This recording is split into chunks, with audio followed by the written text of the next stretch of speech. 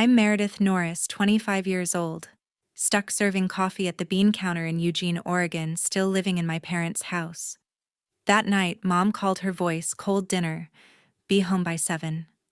My gut churned. Family dinners were never just meals, they were ambushes. I drove to their wooden house, bracing for the usual jabs about my dead-end job and abandoned college degree. I'd been coding late nights chasing a tech startup dream, but to them, I was nothing next to my lawyer brother. At the table, tension crackled. Then Mom stood up, eyes like daggers, and said, "You're 25, still living in our house, no career, you're a failure." My brother leaned in, sneering, "It's embarrassing that you're my sibling." Their words burned, but I didn't argue. I just nodded, heart pounding, and went to my room. By midnight, I'd packed my bags and slipped out the back door, leaving their judgment behind. 6 months later, my startup made $5 million, and they came crawling, demanding half. I just smiled, ready to hit back with a truth they weren't prepared for. What happened at that dinner and what I did next changed everything. Ever been called a failure by your own family? Share your story in the comments. Smash that subscribe button to see how I turned their words into my... The endless exams, it crushed me. I'd sit in lectures, heart racing, palms sweaty, feeling like I was drowning. My advisor, Professor Ellis, tried to help, but I couldn't keep up. So I quit trading textbooks for a barista apron at the bean counter. The pay was barely enough to cover gas, but it was honest work, and I liked the rhythm of steaming milk and chatting with regulars like Karen, who tipped extra for my latte art. But my real passion was coding. Late at night, when the house was quiet, I'd hunch over my laptop building an app I dreamed would change everything. It was a fintech tool, something to simplify budgeting for people like me who'd never fit the mold of success. I taught myself Python from YouTube tutorials, piecing together lines of code between shifts. Every time I hit run and saw my app take shape, I felt alive, like I was building a ladder out of this life. But my family didn't see it. To them, I was a dropout, a letdown, coasting on their dime, while my brother Zachary shone brighter than ever. Zachary was their pride, the lawyer who'd made it big in Portland. At 30, he had a corner office, a fancy car, and a wife, Tiffany, who hosted charity galas. Every family gathering, my parents, Mom and Dad, would rave about his latest case or his new condo. "Why can't you be more like Zachary?" Mom would sigh, her voice sharp with disappointment. Dad would nod, adding, "You need to get your act together, Meredith." Their words stung, but I swallowed them, nodding like I always did. I'd heard it all before, at Christmas, at birthdays, at every tense dinner where I felt like the odd one out. They didn't know about the app, the hours I poured into it, the dream I clung to despite their doubts. I kept it secret, afraid they'd laugh or call it another waste of time. I wasn't always like this. In high school, I'd been the one with big plans. I wanted to build something, not just follow someone else's path. I'd spend hours in the computer lab messing around with basic HTML, dreaming of Silicon Valley. But college broke me. The pressure to be perfect, to match Zachary's grades, to make Mom and Dad proud, it was too much. I started having panic attacks, hiding in my dorm to avoid classes. When I dropped out, Mom cried, not out of sadness, but anger. "You're throwing your life away," she said. Dad just shook his head like I'd failed some test I didn't know I was taking. Moving back home was supposed to be temporary, but 3 years later, I was still here, saving every penny for a future they couldn't see. That night, as I set the table, I thought about my app. I'd just fixed a bug in the code, a small victory that kept me going. I imagined pitching it to investors, seeing it on people's phones, proving I wasn't the failure they thought. But sitting there with the clink of forks and the smell of pot roast, I felt the familiar dread creep in. I knew this dinner wouldn't be about catching up. It was another chance for them to remind me who I wasn't. Still, I held on to my dream, a quiet fire in my chest. No matter what they said tonight, I wouldn't let go of it. I'd keep coding, keep building, keep believing I could be more. The dining room table was set with her best china, but the air in the home was thick with tension. I sat across from my parents, my brother and his wife, picking at the pot roast, my appetite gone. Every clink of silverware felt like a countdown to something ugly. I'd barely said a word when Mom stood up her chair, scraping the hardwood floor. Her eyes locked on me, cold and unyielding. "Meredith Norris, you're 25, still living in our house. No career, you're a failure," she declared, her voice slicing through the room. I froze, my fork halfway to my mouth, the words hitting like a slap. I'd heard their disappointment before, but this was different. Public raw meant to wound. Zachary leaned back, his lips curling into a smug grin. "She's right, you know," he said, glancing at his wife. Tiffany nodded, her perfectly manicured nails tapping her wine glass. "We posted about it on Facebook," she said, her tone dripping with mockery. "A picture of you at that coffee shop, apron and all. Captioned it, 'This is what failure looks like.' Got a ton of likes already." My heart sank. I pictured the photo, me wiping down a table at the bean counter, unaware they'd snapped it during a visit last week. The humiliation burned, knowing their friends, our neighbors, were laughing at me online. I opened my mouth to protest, but Zachary cut in. "What you're gonna say, you're finding yourself," he scoffed. "Give me a break." Dad cleared his throat, his voice gruff. "Meredith, it's time you got a real job," he said, folding his arms. "Something respectable like your brother. Or you can find somewhere else to live." His ultimatum landed like a brick. I tried to explain, my voice shaky. "I'm working on something, Dad. I've been building an app. It's..." Tiffany laughed, cutting me off. "An app? Oh, please, Meredith. You're not some tech genius. Stick to pouring coffee." Her words stung, but what hurt more was Mom's silence, her nod of agreement. I looked around the table, searching for a hint of support, but found none. They were a united front, tearing me down together. I clenched my fists under the table, my nails digging into my palms. I wanted to scream, to tell them about the nights I spent coding the app that was so close to being something real. But their smug faces stopped me. They wouldn't understand, they never had. I thought about the Facebook post, how it would spread through our small town, how people at the cafe might whisper behind my back. The shame was suffocating, but so was the anger. I wasn't just their punching bag anymore. Then Zachary leaned forward, his eyes gleaming with contempt. "It's embarrassing that you're my sibling," he said, his voice low and venomous, a smirk twisting his face. The room seemed to shrink, their faces blurring as his words echoed in my head. I was alone, cornered, my dreams reduced to a punchline. After dinner, I found my laptop open on the kitchen counter. I'd left it in my room, password protected, before sitting down to that miserable meal. My pulse quickened as I tapped the trackpad, waking the screen to my messaging app, open to a thread with Brooke Lane, my best friend since high school. We'd been texting about my fintech app ideas for the user interface, a pitch I was drafting for a local startup contest. The chat was scrolled up to messages from last week, ones I hadn't opened in days. Someone had been digging through my private conversations. I clicked through my files, my stomach churning. My coding folder labeled Project Freedom was a mess. 2 key scripts, months of work on the app's budgeting algorithm, were gone, deleted. My backups were on a USB drive safe in my bag, but the loss hit hard. Those scripts were my late-night victories, proof I could build something real. I heard footsteps and turned to see Zachary and Tiffany strolling into the kitchen, coffee mugs in hand. Tiffany's lips twitched into a smirk. "Oh, Meredith, still playing with your little computer games?" she said, her voice syrupy with condescension. "That app thing you're working on, it's delusional. You're not cut out for that tech nonsense." I gripped the counter, my voice tight. "You went through my laptop?" I said, staring at Zachary. He shrugged, leaning against the fridge. "We were curious," he said, as if it were nothing. "You leave it lying around. What do you expect?" My mind raced back to earlier that week. They'd stopped by my room, supposedly to chat, while I was grabbing water. They must have snooped then, bypassing my password somehow. I felt exposed, like they'd ripped open my diary. "You deleted my code?" I said, my voice rising. Tiffany laughed, tossing her hair. Oh, come on, it's not like it was anything important. You're wasting your time with that pipe dream.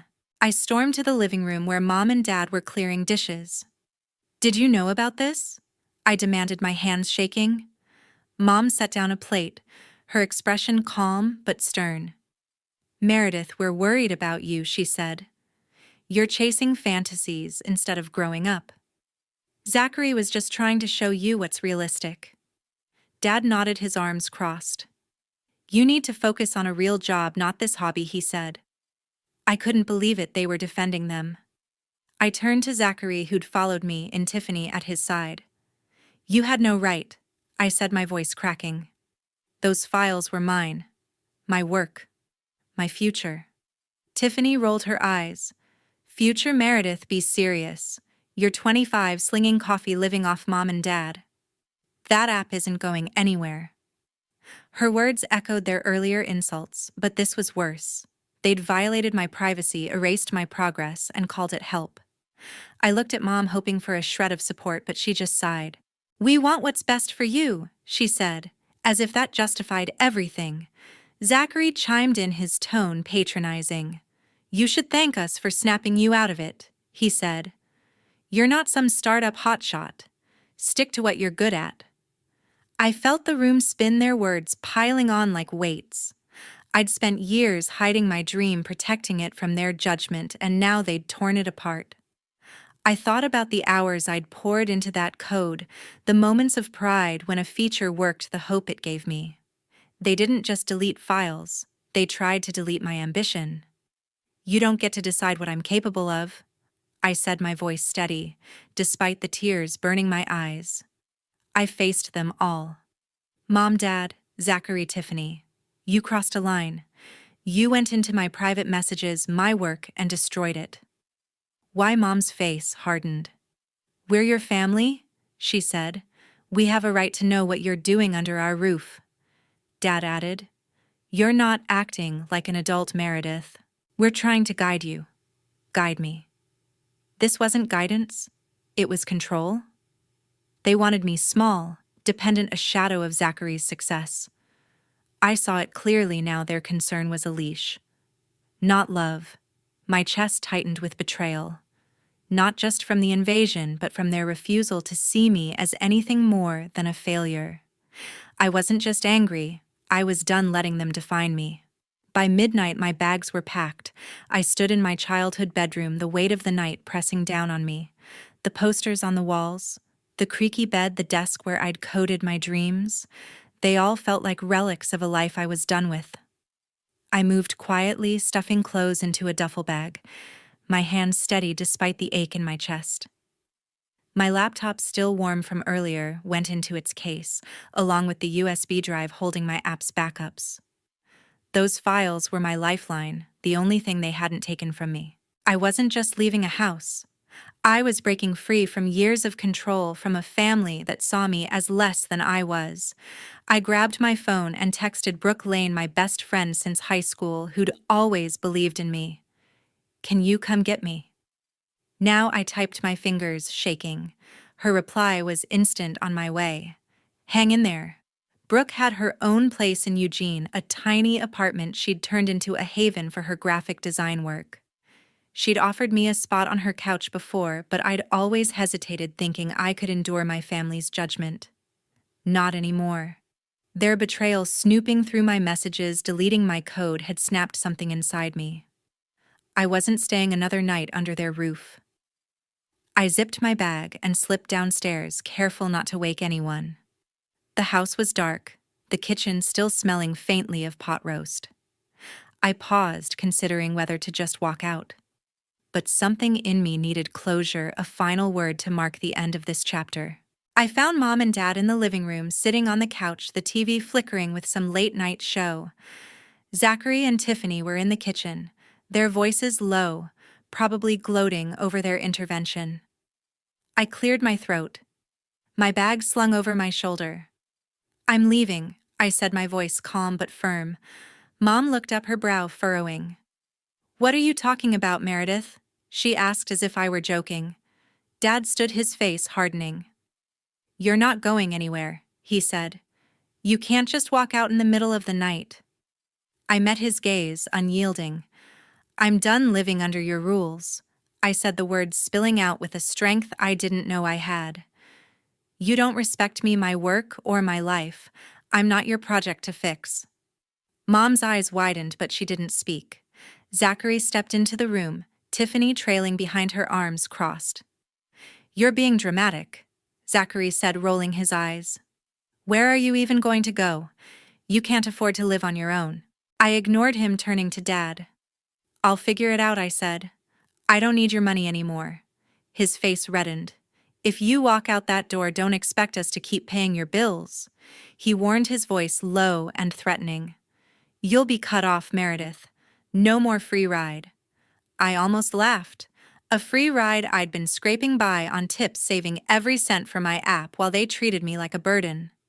Fine, I said, my voice steady. Cut me off. I don't want your help if it comes with strings. Tiffany scoffed, muttering something about me being ungrateful, but I didn't care. I looked at them one last time, Mom silent and tense, Dad glaring like I'd betrayed him, Zachary and Tiffany smug as ever. Goodbye, I said, the word final, like closing a book. I turned and walked to the front door, my heart pounding, but my steps sure. Outside, Brooke's old Honda idled in the driveway, the headlights cutting through the Oregon night. I slid into the passenger seat, tossing my bag in the back. You okay, Brooke? Asked, her voice soft but steady. I nodded, clutching my laptop case. I will be, I said, feeling the truth of it settle in. As Brooke drove away, the wooden house faded in the rearview mirror, its windows dark and uninviting. I thought about my app, the lines of code I'd saved, the dream I'd fought for despite their doubts. I wasn't just leaving a house, I was choosing myself. For the first time in years, I felt free, like I could breathe. My future was mine, not theirs, and I'd build it on my terms no matter what it took.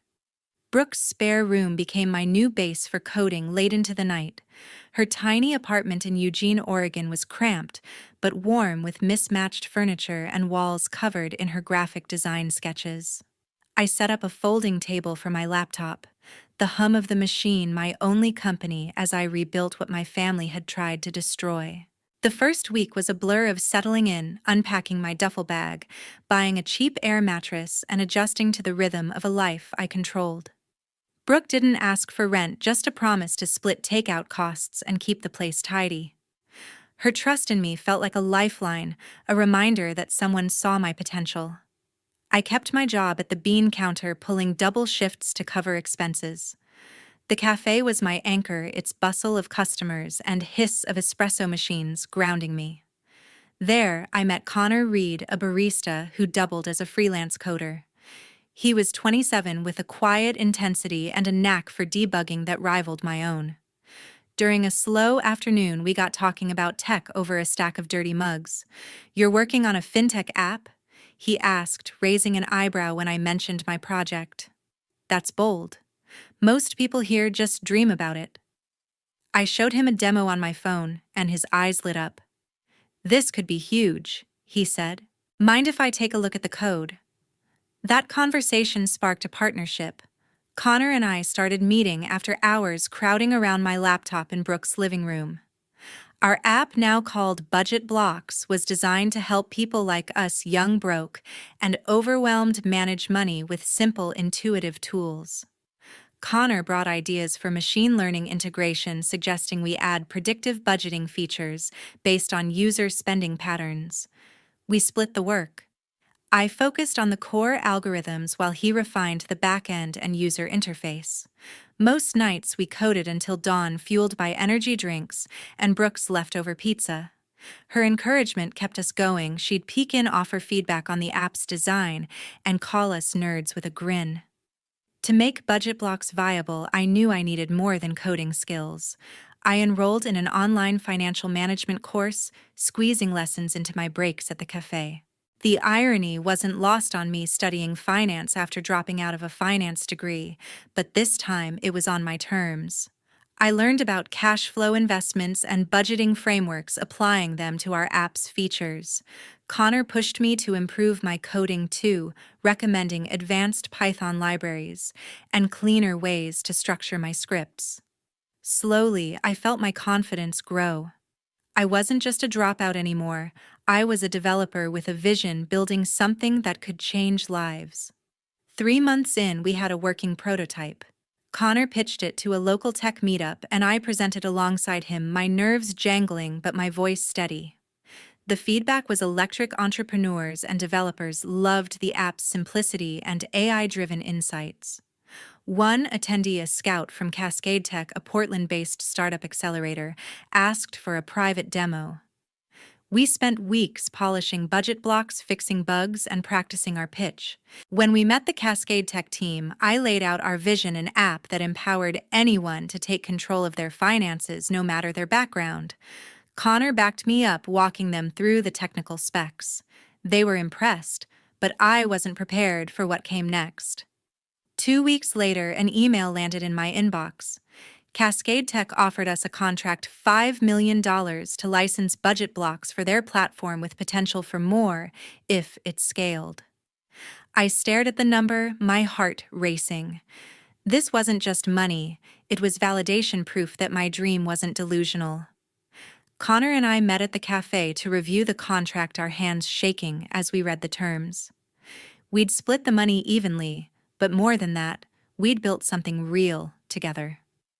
That night in Brooke's spare room, I signed the contract digitally, my signature, a quiet declaration of victory. As the confirmation email pinged, I leaned back, a smile breaking across my face. I'd done it against all odds. I'd turned my code into a future. 6 months later, my phone lit up with Zachary's desperate text. Our app had made headlines in the local paper after Cascade Tech announced their $5 million licensing deal. The article called me Meredith Norris, a rising star in fintech, and I'd saved a clipping, proof of a victory I'd earned on my own. But Zachary's message shattered the calm. We need to talk about the money. Family deserves a share. I stared at the screen, my stomach twisting. They hadn't contacted me since I left, and now they wanted a piece of my success. I opened my laptop and saw a missed call from Tiffany Norris, Zachary's wife. Her voicemail was syrupy, dripping with fake warmth. "Meredith, we're so proud of you," she said, pausing for effect. "But let's be fair. We supported you for years, rent, food, everything. You owe us at least half." Half? I nearly laughed. They'd never believed in my app, never paid a dime for my coding courses or late-night energy drinks. I'd built budget blocks from nothing, scraping by on tips from the bean counter. Their claim was absurd, but it wasn't surprising. This was the same family that had mocked me, deleted my code, and told me I'd never amount to anything. Curious, I checked Facebook, something I'd avoided since their humiliating post about me. Sure enough, Tiffany had been busy. A new post on her profile read, "Some people forget who got them where they are. Family sacrifices everything, and now Meredith thinks she's too good for us." Comments from their friends piled on, calling me ungrateful, selfish, a sellout. My blood boiled. They were spinning a lie, painting themselves as victims to justify their greed. I recognized the tactic twist, the truth rally, support, pressure me into giving in. But I wasn't the same person who'd sat silently at their dinner table. I called Zachary back, my voice steady.